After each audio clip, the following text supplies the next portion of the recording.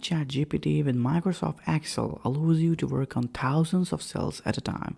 This video is a step-by-step guide on how you can make your work pretty easy by adding ChatGPT in your Excel. First, you need to go to the ChatGPT for Excel extension page. You can click on Open in Excel to launch the adding process. Confirm the permission that you required while installing the Excel ChatGPT extension. Now the ChatGPT is connected to the Microsoft Excel and can be directly accessed from your workbooks. Now for example, you can see on the screen it's so simple that SEO specialist could use a custom prompt to build the tool to request, optimize the title for the SEO. You can see on the screen how it's optimizing the title for the SEO. You can also save a huge amounts of time by using ChatGPT prompt for SEO to write a product description. You can see on the screen how we are using it, right?